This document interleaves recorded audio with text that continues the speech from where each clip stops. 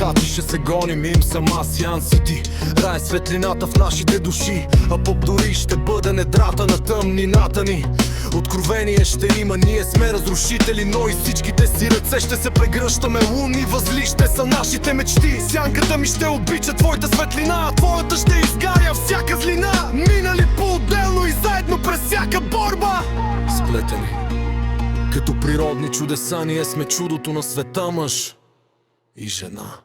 Универсален закон сме ние, щом се прегръщаме, а и сме деградация, щом се отблъскваме и се отлъчваме.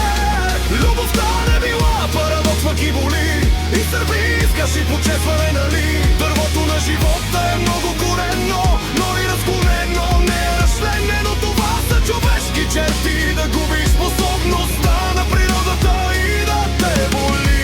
Да бягаш от първичните закони, за да си с божествени наклони. Ревността на дяволът в теб не е ли висшия късмет? На света виждаме само добрите страни. На религиите, че ни отнемат свободата, не ни боли тогава властта не е ли най-висша на света? А свободната воля не е ли тя от господаря, или всеки си сърба своята лична попара? Съдба няма само карма и път, това ще ти го каже всеки инструментален ръб. Но това, което ти е дадено, защо не го промени? А отнемаш даже и своите истински лъжи. Всичко е в съвкупността наука, религия, вяра, майка земя, атлас, понесе и света. Универсален закон сме ние, щом се прегръщаме, а и сме деградация, щом се отблъскаме и се отлъчваме.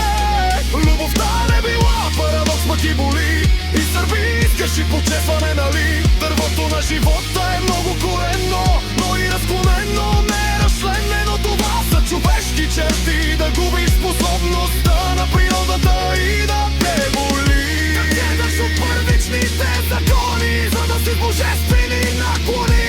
Ревността на дявола в теб не е ли висшия късмет?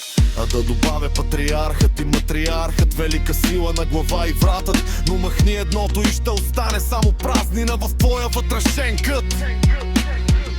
Нима може мъжът без жена, а и без семе има ли го плода? А и двата лагера просто забравиха да премахнат труп. Стаеното проклятие, всичко живо на своя кръст и разпятия. А най-силен на света не е, който има избора и възхищението, а може да прегърне дори и в недоумението.